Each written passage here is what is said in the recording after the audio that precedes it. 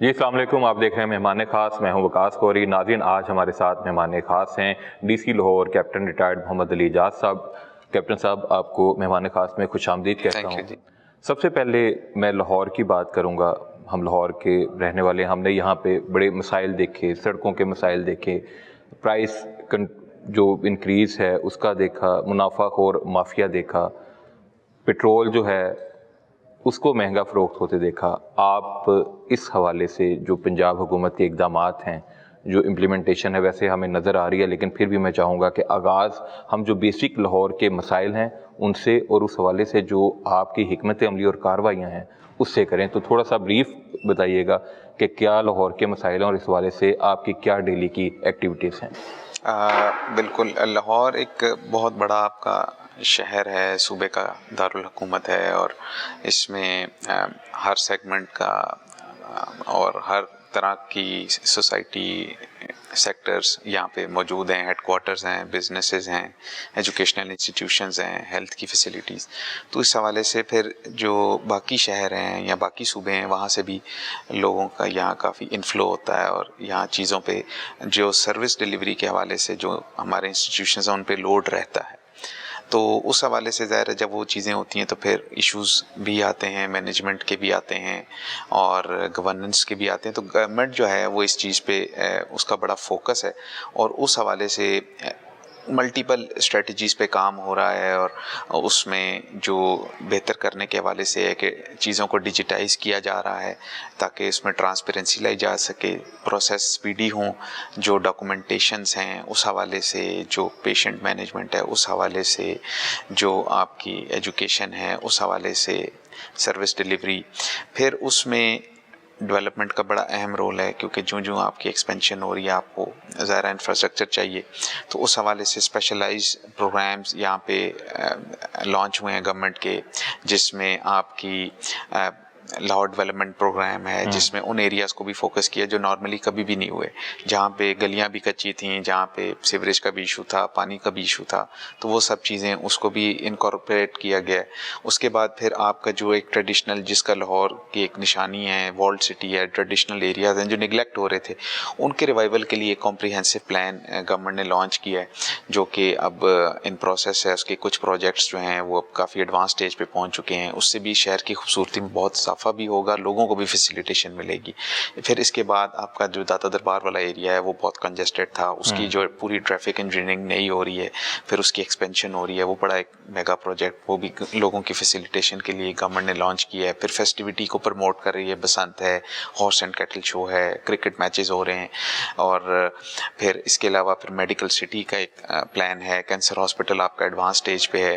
तो बहुत सारी चीज़ें हैं जो कि गवर्नमेंट कर रही है। फिर पब्लिक ट्रांसपोर्ट का बेहतर निज़ाम लाया जा रहा है क्योंकि पब्लिक ट्रांसपोर्ट बड़े शहरों में एक बैकबोन होती है किसी भी चीज़ के, उस पर ट्रांसपोर्ट के हवाले से, तो उसको एडवांस किया जा रहा है। इलेक्ट्रिक बसेस आ गई हैं, मज़ीद ऐड की जा रही हैं। तो बहुत सारी चीज़ें हैं जो कि अगर कंप्लीट हो जाएंगी तो आपके शहर के मसले भी हल होंगे और लोगों को एक बेहतर स्टैंडर्ड ऑफ लिविंग भी मिलेगा। अच्छा, सब बताइए कि आपने अभी लाहौर के जो बुनियादी मसाइल हैं उनका जिक्र किया, जिसमें ट्रांसपोर्ट एक बड़ा मसला है।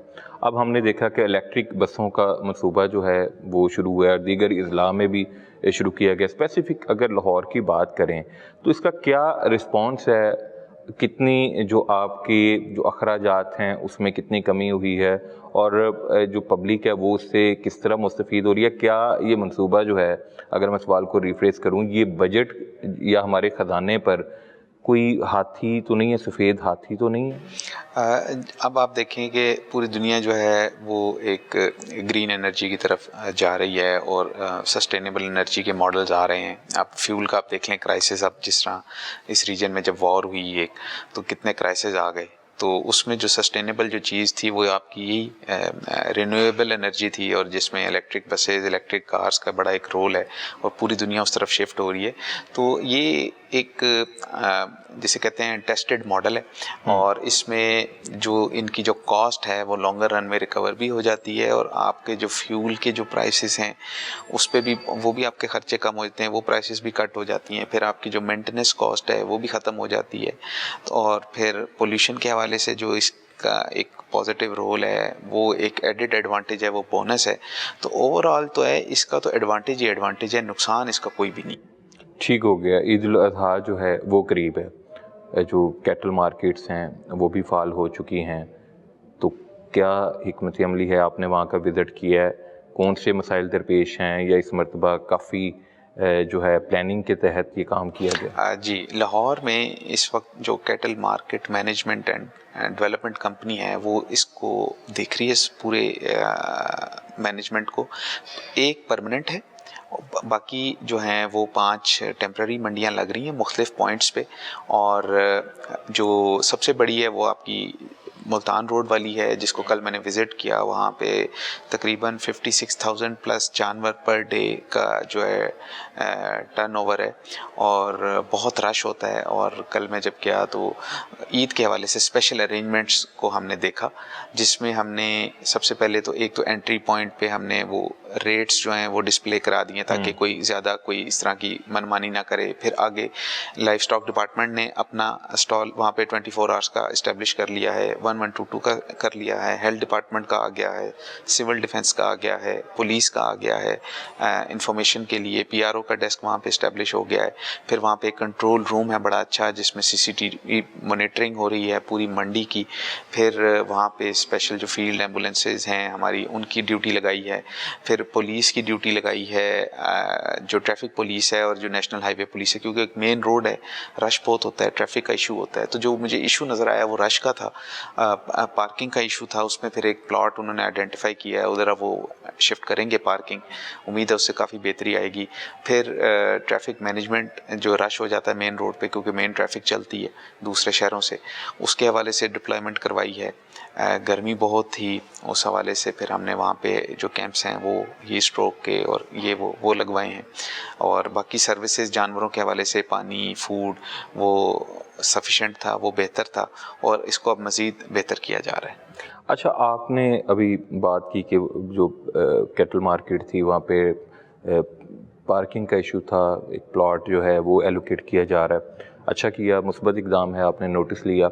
इसी तरह हम जब महंगाई की बात करते हैं, जो प्राइस जो हैं उसकी इंक्रीज़ होने की बात करते हैं, तो जब टीमें जाती हैं, ज़िले इंतज़ामिया जाती है, तो उस वक्त जो प्राइस है वो कम कर दी जाती है, एक चकमा दिया जाता है। जब आप लोग वहाँ से दोबारा निकल आते हैं तो फिर दोबारा वही लूटमार शुरू हो जाती है। तो इस हवाले से क्या मैकेनिज़्म है? इसका मैकेनिज़्म ये है कि पहले तो ये होता था कि प्राइस कंट्रोल मजिस्ट्रेट होते थे, जो मुख्तलिफ डिपार्टमेंट्स के ऑफिशियल्स होते थे, वो जाते थे, वो अपना काम भी कर रहे होते थे, वो साथ इनका काम भी कर रहे होते थे। तो वो एक जो उनकी मॉनिटरिंग थी वो थोड़ा सा उतनी नहीं थी जितनी होनी चाहिए थी। अच्छा।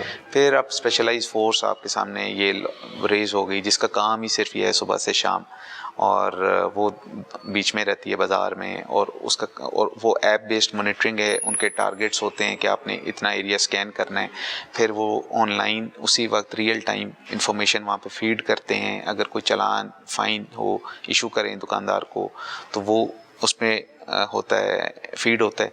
तो वो हमने एक रोबस्ट सिस्टम गवर्नमेंट ने लॉन्च किया है, ताकि वो मॉनिटरिंग हर वक्त की रहे। बाकी फिर अगर कोई ऐसा बंदा है कि जिसको फिर भी शर्म नहीं आती और वो फिर भी अपनी हरकतें करता है, तो फिर उसमें फिर हमने अपने कंट्रोल रूम को इस्टेब्लिश किया हुआ है 24 आवर, और वो उस पे हेल्पलाइंस भी हैं हमारी, सोशल मीडिया पे है। तो फिर जो कंप्लेन हमें आती है उस पे फिर हम एक्शन लेते हैं, हमारी टीम फिर उन पे रिएक्ट करती है और जाके फिर उसको फिर ज़्यादा सख्ती करती है। उस पे फिर हम FIR भी करते हैं, कई मौक़ों पे फिर उसका सामान भी कॉन्फिस्केट हो जाता है, फिर वो सील भी होता है, फिर उस पर चालान भी होता है, फिर हैवी फाइन भी होता है। तो ये कीमत उनको फिर अदा करनी पड़ती है अगर हमारे रडार पे आ जाए तो। तजावज़ात की बात करें या बढ़ती कीमतों की बात करें, तो डिफरेंट जो फोर्सेस हैं वो काम कर रही हैं, पैरा फोर्स भी काम कर रही है, वो जाके दुकानदारों को और जो इंक्रोचमेंट है उस हवाले से काम करते हैं, जुर्माने भी करते हैं। मैकेनिज़्म क्या है कि अगर ये जो फोर्सेस हैं यही पैसे लेना शुरू कर दें और यही लोगों से दिहाड़ियाँ लगाना शुरू कर दें, तो फिर उसकी मॉनिटरिंग करने वालों की मॉनिटरिंग के लिए क्या SOPs हैं?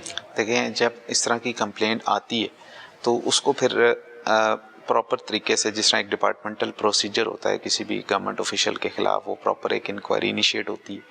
फिर जो कंप्लेनेंट होता है उससे भी डिटेल्स ली जाती हैं। फिर जहाँ पे इंसिडेंट होता है वहाँ से भी डिटेल्स ली जाती हैं, और अगर वो प्रूफ हो जाए तो प्रॉपर फिर उसको सज़ा भी मिलती है, उसको नौकरी से भी हाथ धोना पड़ता है, सस्पेंड भी होते हैं, और माइनर या मेजर पेनल्टी जो इंक्वायरी ऑफिसर रेकमेंड करे उसको वो भी देनी पड़ती है। लेकिन ये जो शिकायत हैं ये ज़िले इंतज़ामिया के इल्म में हैं, हमें कई मौक़ों पे आ जाती हैं, कई मौक़ों पे नहीं भी आती, बट चूँकि आजकल सोशल मीडिया का दौर है, मीडिया का दौर है, कहीं ना कहीं से हमें चीज़ पहुंच जाती है। अगर कोई भी गलत प्रैक्टिस कहीं भी हो, किसी भी डिपार्टमेंट में वो आ जाती है, तो फिर उस हवाले से फिर जो डिपार्टमेंटल एक्शन है वो ज़रूर लिया जाता है। जो लोग देख रहे हैं, जो सरकारी मुलाजमीन ये शो देख रहे हैं, उनको आप ये क्लियर बताना चाह रहे हैं कि साड़ी नज़र हैगी हर पास? बिल्कुल, देखें, आपका काम है, आपको गवर्नमेंट पे करती है और आपने एक ड्यूटी करनी है। जब आप ड्यूटी करके वापस जाएं तो आपको एक सेटिस्फेक्शन तो होनी चाहिए कि आज आपने कुछ किया या किसी की हेल्प की है, किसी की दुआ ली है, और ये एक बंदे के दिल के इत्मीनान की भी चीज़ है। और जो भी बंदा है उसको यही चीज़ ज़हन में, खौफ खुदा को ज़हन में रखते हुए अपनी ड्यूटी करनी चाहिए। अगर फिर भी कोई ऐसा बंदा है जो कि शर्म नहीं करता, या उसको लिहाज नहीं है, या खौफ खुदा नहीं है, तो फिर ज़ाहिर है या किसी की बदवा लगेगी, या वो कहीं ना कहीं एक दिन बच जाएगा, दूसरे दिन पकड़ा जाएगा, तो फिर उसके साथ फिर वो जो होता है वो उसके लिए भी बदनामी का बायस है, उसकी फैमिली के लिए भी बदनामी का बायस है। स्कैम करने वाले या अवामुन नास को लूटने वाले अनासिर हैं, चाहे वो किसी पेट्रोल पंप पे हों या किसी मार्ट में हों, क्या वो भी अब जदीद टेक्नोलॉजी का सहारा लेकर स्कैम कर रहे हैं? मुख्तलिफ़ तरह के आजकल तो जो स्कैमर्स हैं वो आप देखें ना, हैक करते हैं सिस्टम्स को, आपके बैंक अकाउंट्स की डिटेल्स को लेके आपको बेवकूफ़ बनाते हैं, अकाउंट में पैसे ट्रांसफ़र करवाते हैं। तो ये इंसिडेंट ज़ाहिर है वो भी एडवांस होते जा रहे हैं वक्त के साथ साथ, और टेक्नोलॉजी ने चीज़ों को मज़ीद आसान भी कर ऐसी वीडियोज़ आई कि जो पेट्रोल पंप जहाँ पे हम पेट्रोल डलवाते हैं, हर शख्स जो बाइक रखता है या कार रखता है वो डेली आते जाते, माशाल्लाह अब तो ईरान जंग की वजह से पेट्रोल भी महंगा पेट्रोल हम डलवाते हैं, लेकिन हम जब वो उसकी मीटर की तरफ देख रहे होते हैं कि कितना पेट्रोल डला है, कितने प्राइस पे डला है, लेकिन ये ऐसी वीडियोज़ आई कि जो उन्होंने कोई ऐसा सिस्टम साथ अटैच किया होता है कि कहीं इंडोर बैठा बंदा उस पेट्रोल को कंट्रोल कर रहा होता है और वो पूरा नहीं डाला जाता गाड़ी में। ऐसी भी चीज़ें हैं। ऐसी चीज़ अभी हमारी उस पर नज़र में नहीं आई, मीडिया पे ज़रूर देखने को मिल जाती हैं, but normal common complain with regards to the scale वो आ जाती है और वो चेक भी हो जाती है और उस पर फिर एक्शन भी होता है। अभी आपसे कुछ देर पहले यहाँ पे एक टीम आपकी साथी थे आए हुए हैं, आज उनके फील्ड में इसी हवाले से एक विज़िट भी है, जो हमारी टीम्स हैं उनके साथ वो जाएंगे मुख्तलिफ पंप्स पे, वो देखेंगे, तो जहाँ जहाँ कंप्लेन आएगी वो उस पर एक्शन उनको नज़र आएगा कि हम कैसे करते हैं। तो ये कॉन्टीन्यूस प्रोसेस है, डेली प्रोसेस, मतलब हमारी टीम्स डेली की बेस पे इंस्पेक्ट करती हैं। ये भी नहीं है कि एक दिन कर लिया तो अगले दिन छोड़ दिया, तो वो एक कॉन्टीन्यूसली रैंडमली मुख्तलिफ पंप्स को चेक करते रहते हैं। लेकिन अगर आपकी टीम एक पैमाना लेके जा रही है, एक खाली बोतल लेके जा रही है, वो उसमें पेट्रोल डालते हैं वही देसी तरीके के मुताबिक, और जो पंप वाले हैं उन्होंने बाहर से वो मशीनरी मंगवाई हुई है जो कहीं दूर बैठ के वो उसको अपने सिस्टम को ही मैनेज कर रहे हैं, तो फिर किस तरह आप उनको पकड़ें? देखें, अगर ये चीज़ आ जाती है आपके नॉलेज में, जिस तरह आपके नॉलेज में आ गई है या हमारे नॉलेज में आ जाती है, तो फिर ज़ाहिर है उसको उस हवाले से फिर डील किया जाएगा। अगर आपके नॉलेज में मैं ला रहा हूँ, हाँ, बट कहाँ पे हो रहा है ऐसे, बात तो वो है ना कि कहीं पे कोई चीज़ आउट तो हो ही जाती है, कोई ना कोई सोर्स कि भाई फलां पंप में ये हो रहा है। अब आपके शहर में 500 प्लस पंप हैं, तो सब में तो नहीं होगा ऐसे, अगर होगा किसी में होगा तो पता चल जाएगा। जब जिस दिन पता चलेगा और उसको इंक्वायरी करेंगे तो ज़ाहिर है फिर ही विल हैव टू पे फॉर इट। एक वाक़या हुआ आपके ओहदा संभालने से 2-4 दिन बाद ही, एक खातून जो थी उसकी बच्ची वो खुले मेन हॉल में वो गिर गई। उसके बाद अब वज़ीर आला पंजाब मरियम नवाज़ ने इस वाले से गुज़िश्ता रोज़ भी एक मीटिंग की और उन्होंने निजी हाउसिंग सोसाइटियों के हवाले से बड़ा सख्त हुक्म दिया है कि अगर किसी निजी हाउसिंग सोसाइटी में खुला मेन होल होगा तो सोसाइटी मालकान के ख़िलाफ़ कार्रवाई की जाएगी। हुकूमत अब जिम्मेदारियां सोसाइटी मालकान पे डालेगी या जो महल्ले की कमेटियां हैं वो करेंगी? हम खुद इसको चेक कर रहे हैं खुले मेन होल्स को कहीं पे? हम तो रेगुलरली हमारी टीम्स चेक करती रहती हैं, बट डेफिनेटली अगर कोई सोसाइटी है वो लोगों से सर्विस चार्जेस भी ले रहे हैं, सर्विस भी प्रोवाइड कर रहे हैं, वो इन्हीं चीज़ों के पैसे ले रहे होते हैं ना, कि आपने उनको वाटर सप्लाई देनी है, इलेक्ट्रिसिटी देनी है, कॉमन फैसिलिटीज़ देनी है। तो ये चीज़ें अगर उन्होंने प्रोवाइड करनी है और वो नहीं कर रहे, तो definitely they are answerable for this. अच्छा, ठीक हो गया। जो अफसरान हैं जो ईमानदारी से काम कर रहे हैं, उन्हें ख़तरा होता है कि मेरा तबादला करवा दिया जाएगा। क्या ये समझा जाए कि जब तक आप इस सीट पे हैं, यकीनन ये एक प्रेशर वाली सीट है, तो आप वो प्रेशर जो आप पे आता है वो आप खुद अब्जॉर्ब करते हैं? किसी जो लॉयर कोई सरकारी मुलाजिम है जो अपनी ड्यूटी ईमानदारी से कर रहा है, उसको डरने की ज़रूरत नहीं है कोई? अभी अल्हम्दुलिल्लाह सच ऊपर से भी वैसे प्रेशर नहीं आता। मतलब पॉलिसी लाइंस बड़ी क्लियर हैं इस वक्त गवर्नमेंट की, कि कोई भी अगर गवर्नमेंट की कोई स्कीम है, कोई प्रोग्राम है, उसमें किसी किस्म की अनड्यू इंटरफेरेंस किसी की अलाउ नहीं है। बहुत बड़ी बात कर रहे हैं आप। ना कोई करता है कि कोई प्रेशर नहीं है, नहीं उस हवाले किसी से, मामले में नहीं उस हवाले से कोई फेवर नहीं है। नहीं, ए बंदे नू बचा लो, ए बंदे नू हटा दियो, पसंद ना पसंद की कोई बात नहीं है। ऐसी ये चीज़ इस वक्त जो है ना, आपको तकरीबन हर महकमे में इस तरह का आपको कोई नज़र नहीं आएगा कि भाई फ़लाँ की वजह से फ़लाँ बचा हुआ है या फ़लाँ थिंग्स आर गोइंग वेरी मतलब इन अ राइट डायरेक्शन, और आपने जो भी करना है आप मेरिट पे करें, तो आपको कोई उसमें रेजिस्टेंस नहीं आती, बल्कि सपोर्ट आती है। लेकिन लोग तो, ज़ाहिर बात है मुस्लिम लीग नून की हुकूमत है, तो उससे मुंसलिक लोग भी आपके पास आते होंगे, कोई ना कोई जायज़ सिफारिश भी करते होंगे। जायज़ काम तो सबके हमने करने होते हैं और वो करते हैं, कोशिश करते हैं लोगों को फैसिलिटेट करें। और बाकी ऐसा कोई अनड्यू अगर कोई कह भी दे, अगर करना भी पड़ता तो हम समझा देते हैं कि भाई दिस इज़ द पॉलिसी, और बस इससे आगे कोई ऐसा बात नहीं होती, ना कोई प्रॉब्लम होती है। एक नया हुक्म भी आया वज़ीर आला पंजाब मरीम नवाज़ की जानिब से, इंस्ट्रक्शन आई है कि जो कमिश्नर्स हैं वो अब फील्ड में नज़र आएँ। यकीनन वो सब पे लागू होगा, कमिश्नर्स पे, डीसीस पे, असिस्टेंट कमिश्नर्स पे। तो इस हवाले से अब नए एसओपीज़ क्या हैं, या वो पहले ही फील्ड में थे, या अब कुछ चेंज की जा रही है रूटीन के, ज़्यादा जो एसीज़ हैं वो फील्ड में जाएं और जाके जो एक्चुअल प्रॉब्लम थे आवाम की वो देखें? हमारे जो वैसे भी हमारी जो रूटीन है वो मैक्सिमम फील्ड की ही, सुबह से लेके जो स्टार्ट होता है दिन वो फील्ड से होता है, और उसके बाद फिर आफ्टरनून में हमारा जो है ना वो ऑफिस का काम और या बाकी जो मेन चीज़ें वो चल रही होती। तो बाकी अब ये कमिश्नर्स के लिए अगर है तो ज़ाहिर है वो भी कर रहे होते हैं फील्ड में, तो अब वो ज़ाहिर है उनके डिफरेंट डिस्ट्रिक्ट्स होते हैं, उनका एक डिस्ट्रिक्ट तो होता नहीं, उनका फिर वो ज़ाहिर है उसमें उनका प्लान बनेगा, वो उसमें जाएंगे। बाकी ऐसे लोअर टीयर पे ऑलरेडी जो है ना हमारे फील्ड के जो अपॉइंटमेंट्स हैं वो ज़्यादातर फील्ड में ही होते हैं। उनकी भी मॉनिटरिंग हो रही है इस चीज़ की भी? वो रेगुलरली मुख्तलिफ टीयर्स पे हो रही है, पहले भी होती थी, अभी भी हो रही है। अभी भी हो रही है। ईद उल अज़हा आ रही है, बसंत का इवेंट तो खैर बड़ा अच्छे तरीके से पंजाब हुकूमत ने कंडक्ट किया है।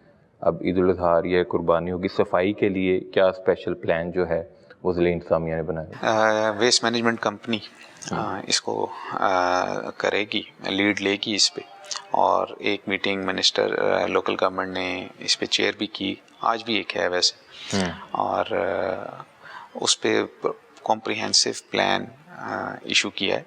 Additional machinery, additional human resource उसमें एम्प्लॉय हो रहा है, और डिटेल्ड जो है प्लान बना है लाहौर के हवाले से, और कोई छुट्टियां जितनी इस हवाले से उनकी महकमे की हैं वो कैंसिल हैं, और उम्मीद है कि पिछले साल से भी बेहतर आपको ऑपरेशंस नज़र आएंगे, क्योंकि ये जो ईद उल अज़हा है इस पे सफाई के हवाले से बहुत ज़्यादा आपको एफर्ट करनी पड़ती है कुर्बानी की वजह से।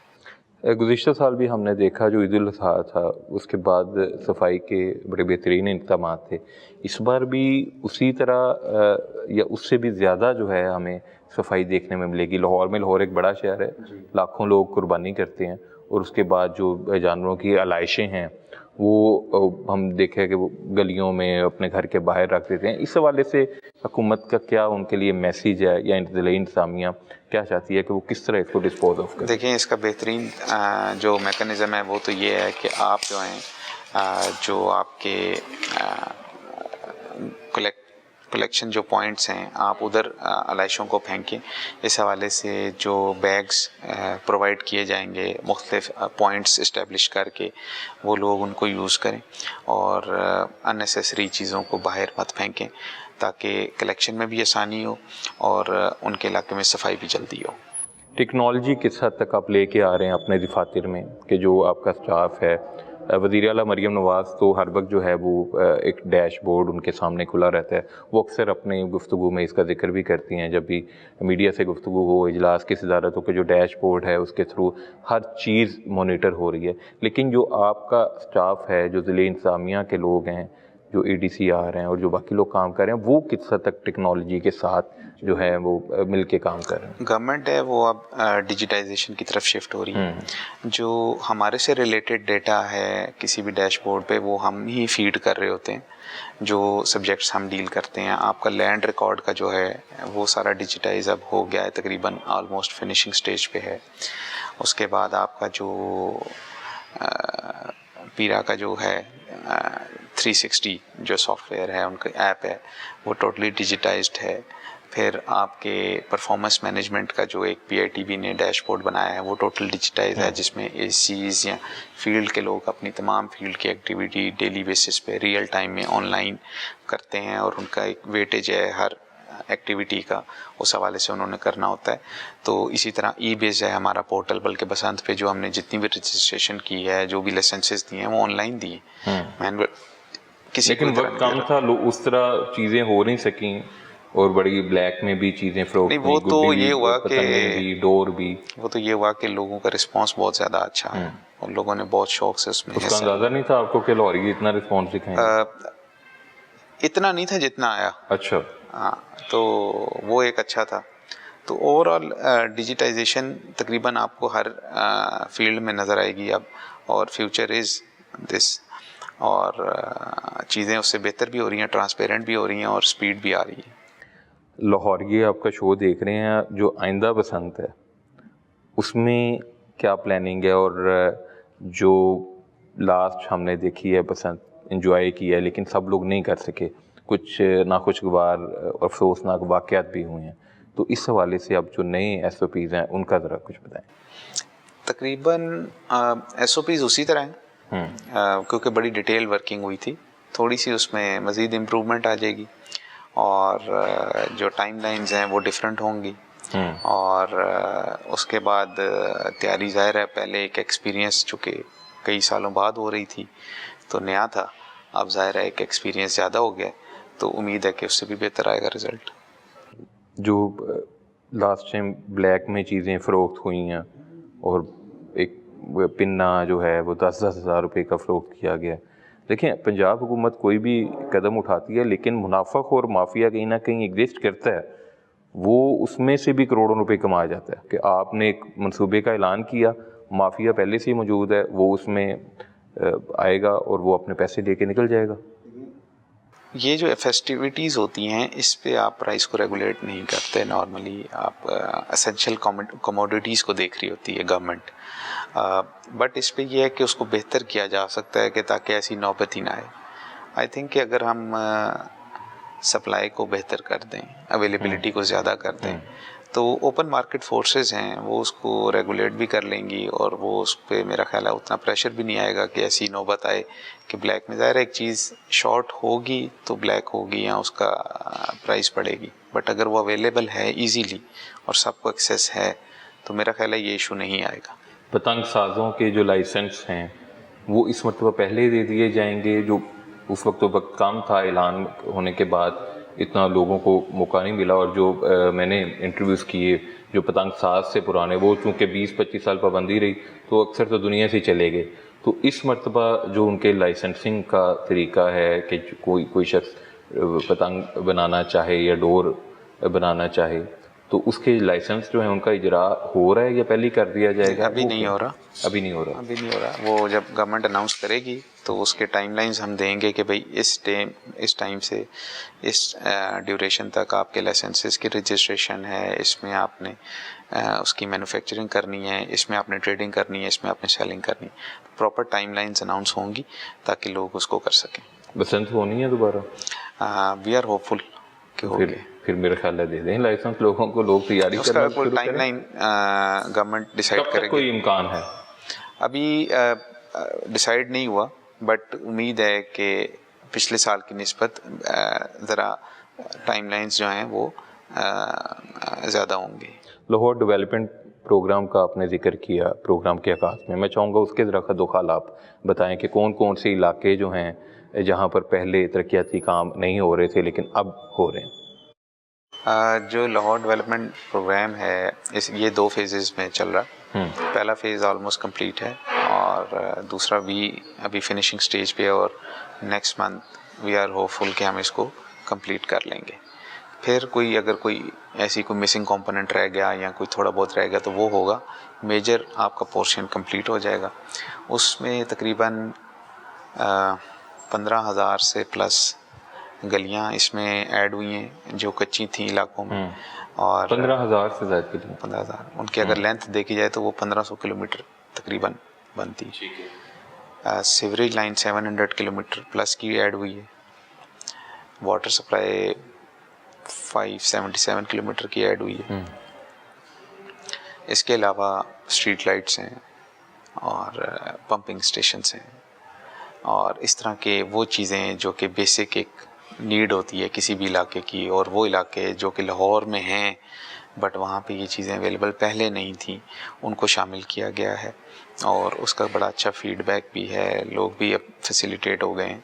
तो बेसिकली ये एक बड़ा फ्लैगशिप प्रोजेक्ट था गवर्नमेंट का जो कि गवर्नमेंट ने लॉन्च किया और अब अल्हम्दुलिल्लाह ये नेक्स्ट मंथ कंप्लीट भी हो जाएगा। तजावज़ात माफिया के ख़िलाफ़ बड़ा सख्त एक्शन लिया गया। नीला गुंबद की अगर बात करें, हमने लाहौर में रहते हुए नीला गुंबद का नाम तो सुना था लेकिन गुज़रते हुए कभी देखा नहीं था।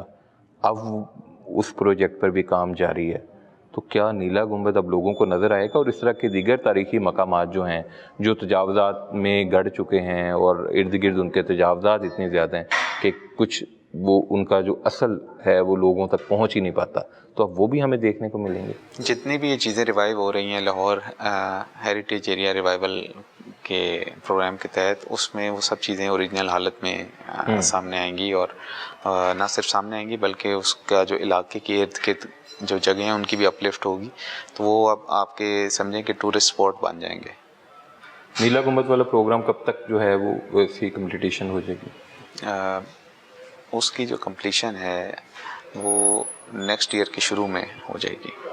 और मियां नवाज शरीफ साहब जो हैं, जो लहर के सरबराह भी हैं जी, वही इस प्रोग्राम को मॉनिटर कर रहे हैं और वही इसका इफ्तिताह करेंगे। वो इसको लीड कर रहे हैं और चेयर भी करते हैं मीटिंग्स को और उसको देख भी रहे हैं।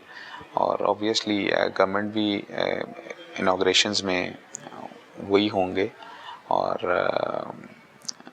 उसमें मल्टीपल प्रोजेक्ट्स हैं और जिनकी मुख्तलिफ टाइमलाइंस हैं, तो मुख्तलिफ इनॉग्रेशंस के मुख्तलिफ फंक्शंस होपफुली गवर्नमेंट ऑर्गेनाइज करेगी। बिल्कुल ठीक। नाज़रीन, हमारे साथ रहेगा DC Lahore captain retired Mohammad Ali जाद साहब हमारे साथ हैं। ब्रेक के बाद हम पोलियो के हवाले से होने वाली एक मीटिंग में भी इनके साथ जाएंगे और देखेंगे कि ज़िला इंतज़ामिया जो है वो इस हवाले से क्या इक़दाम कर रही है। एक ब्रेक हमारे साथ रहेगा। अच्छा डीसी साहब, आपसे बड़ी लाहौर के इंतज़ामी मामला पे बात हुई है। एक आम तासुर ये है कि डीसी लाहौर का बादशाह होता है, तो बादशाह फील करते हैं आप? कभी भी नहीं फील किया। हर बंदे ने फ़ाइल लेके इंतज़ामी तौर पे आपके पास आना है, प्रोटोकॉल, ये इंतज़ामात, ये सब देख के कभी आपके माइंड में ये तो नहीं आया कि सारा लाहौर ही होना अपना? नहीं, कभी भी नहीं आया, क्योंकि आपको ये बैक ऑफ द माइंड ये चीज़ आपको पता होती है कि आप एक असाइनमेंट पे आए हैं और एक स्पेसिफिक टाइम पीरियड के लिए आपने यहाँ रहना होता है और आप जिस तरह भी परफॉर्म करते हैं वो आपके कैरियर पे रिफ्लेक्ट होता है। तो उस चीज़ को ज़हन में जब आप रखते हैं तो फिर आप में कभी भी इस तरह की कोई भी चीज़ नहीं आती जिससे आप में कोई एरोगेंस आ जाए या आप में कोई ऐसी सोच आ जाए कि शायद आप हर चीज़ आपके उसमें है। बस आपके माइंड में इट्स ऑल अबाउट माइंडसेट। आपके जहन में ये हो कि आप एक पब्लिक सर्वेंट हैं और लोगों के लिए आपने एक मौका मिला है आपको लोगों को हेल्प करने का। जब हम इस सोच के साथ आते हैं तो फिर ये चीज़ें हमें कभी फील भी नहीं होती, ना कभी हमने इस तरह सोचा। तो ये एक पर्सनल बंदे का एक होता है।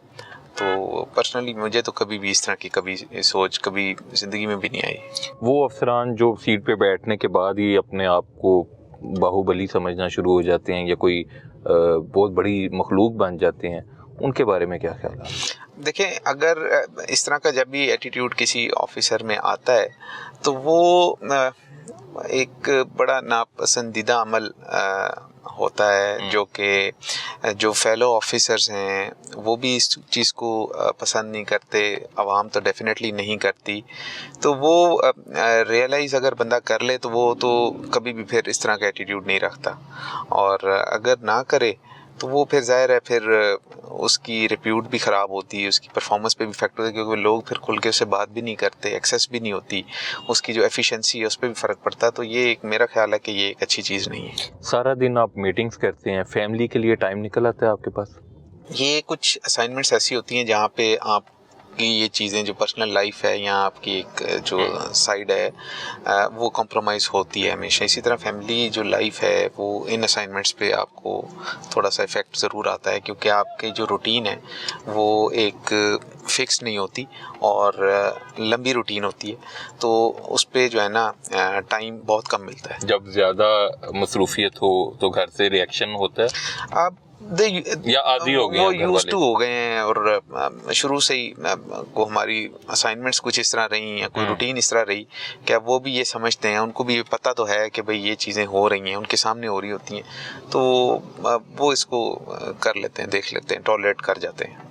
फारिग औकात जब मिलते हैं, जब फ्री टाइम मिलता है आपको, तब क्या करते हैं? मूवी देखते हैं, कोई ड्रामा, कोई म्यूज़िक सुनते हैं, शायरी करते हैं, या स्पोर्ट्स, क्या करते हैं? मुझे स्पोर्ट्स का शौक, अगर मुझे टाइम मिले चाहे वो घंटा ही हो तो मैं ज़रूर कोई ना कोई एक्टिविटी करता हूँ, कोई ना कोई स्पोर्ट्स, कोई ना कोई एक्सरसाइज। क्रिकेट, फुटबॉल, पैडलिंग, क्या कर रहे हैं? मुझे शौक है 3-4 चीज़ों का। स्क्वॉश का शौक है मुझे, क्रिकेट खेलता हूँ, गोल्फ का शौक है, स्विमिंग का शौक है, जिम का शौक है, रनिंग का है। तो ये 3-4 चीज़ें जो मैं करता हूँ। डीसी लाहौर एक फिट आदमी है, बस ये एक शौक है स्पोर्ट्स का। अपने आप को फिट रखते हैं, खेलने का शौक है।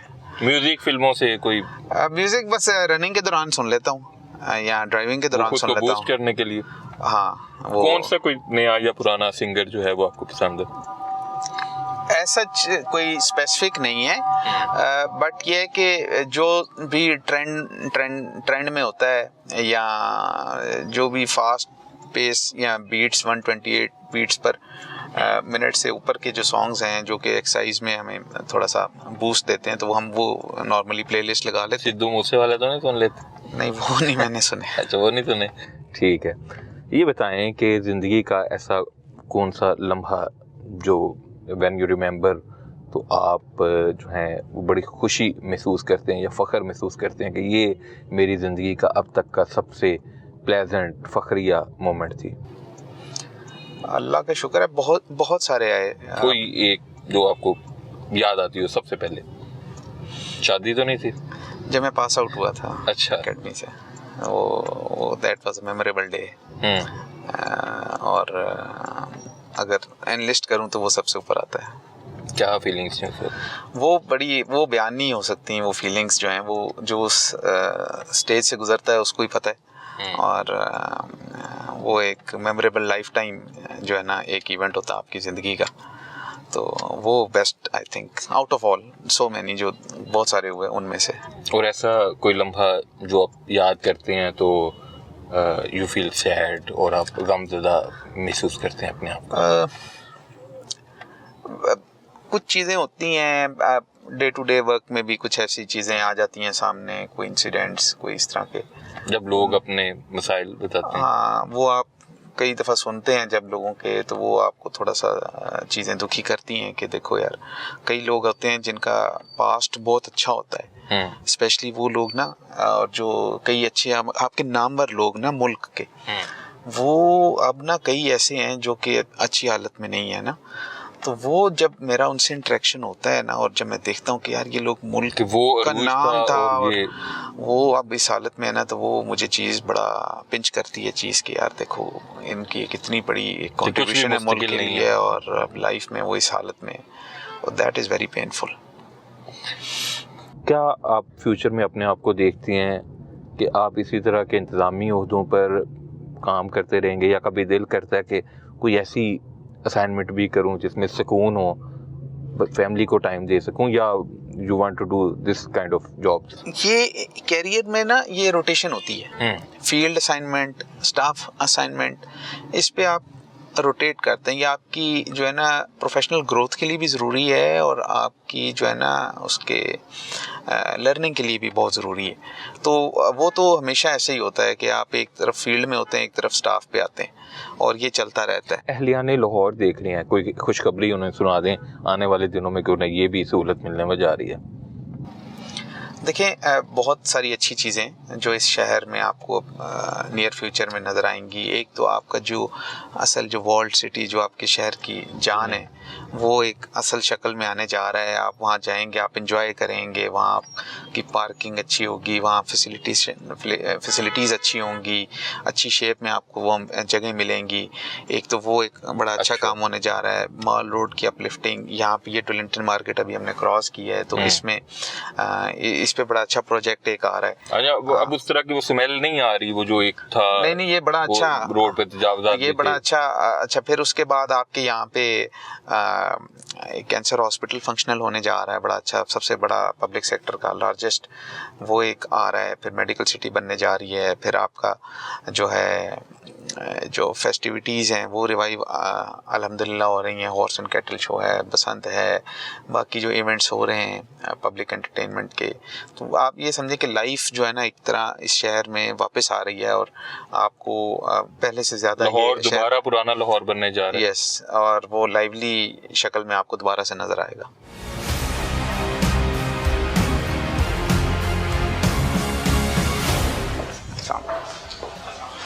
माजरत, आई एम रियली सॉरी, आज थोड़ा लेट हो गया हूँ।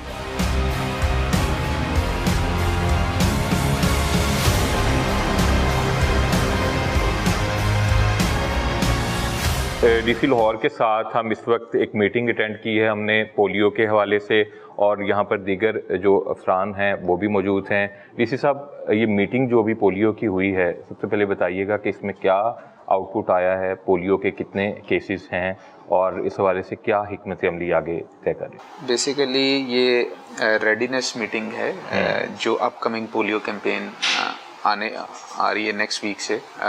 ये तकरीबन SNID है, तकरीबन 10 डिस्ट्रिक्ट्स में पंजाब के नेक्स्ट मंडे से स्टार्ट हो रही है। और इसमें हम ये एक SOPs के मुताबिक हम एक प्रेपरेटरी मीटिंग करते हैं, जिसमें हम एक ओवरव्यू लेते हैं कि भाई हमारी तैयारी कहाँ तक पहुँची है, या अगर उसमें कोई कमी पेशी है तो वो उसको टाइमली पूरा कर लिया जाए।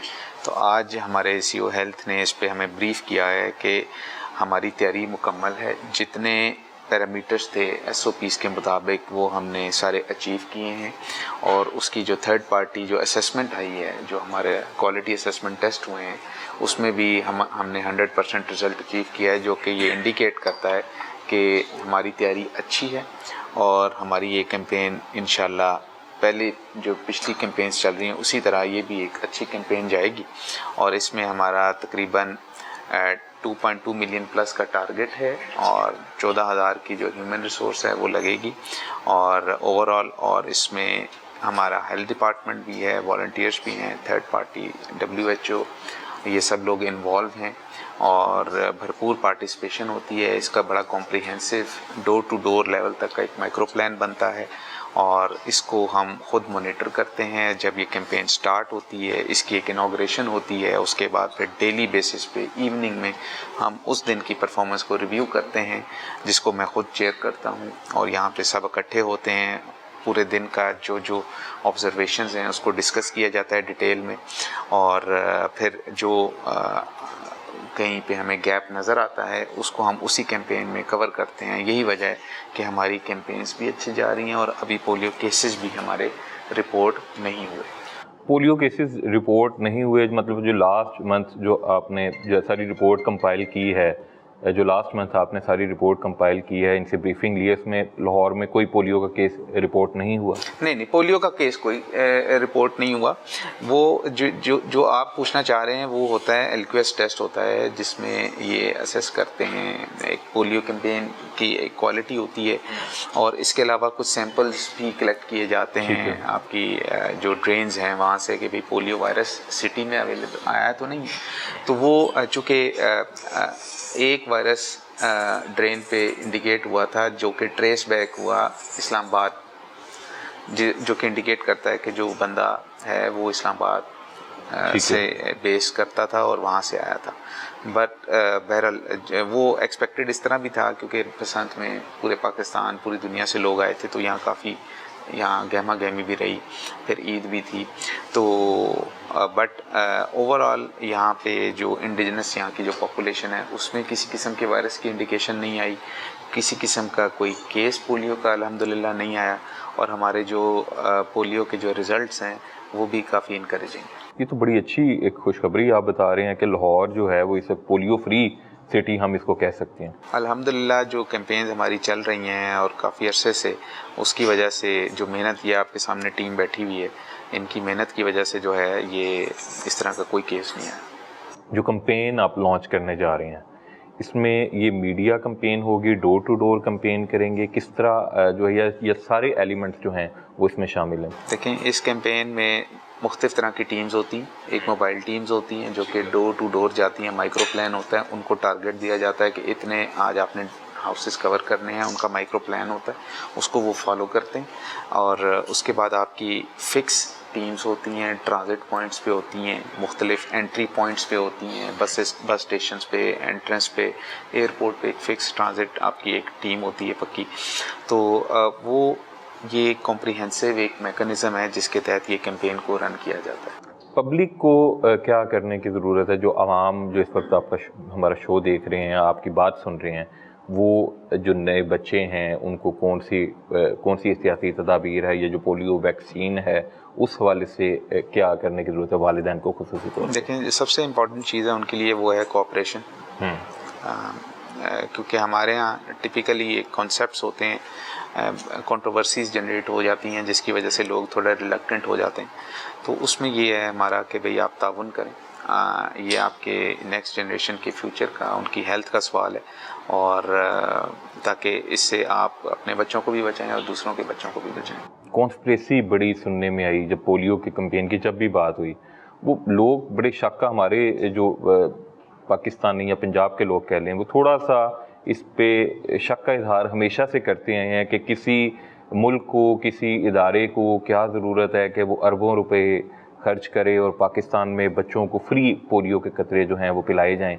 तो इस हवाले से आप लोगों को क्या मैसेज देना चाहेंगे कि ये जो हम पोलियो के वैक्सीन है, ये जो कतरे पिलाई जाती हैं, ये यहाँ के इदारों से भी इन्हें चेक किया जाता है, टेस्ट किया जाता है ना? देखें, ये पूरी दुनिया में ये कैंपेन्स हुई हैं और आप देखें पूरी दुनिया में मुल्क तकरीबन सभी पोलियो फ्री हो चुके हैं।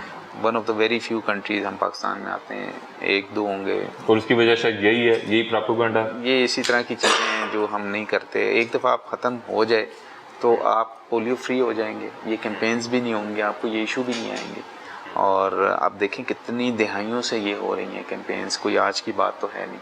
तो अगर कोई ऐसी चीज़ इसमें नेगेटिव चीज़ जो आप थ्योरीज़ की बात करते हैं, अगर कुछ सब्सटेंस होता तो अभी तक प्रूव हो गया होता। तो ऐसा कोई चीज़ नहीं है, और ये आप करें, ताउन करें ताकि ये सब की सेफ्टी हो।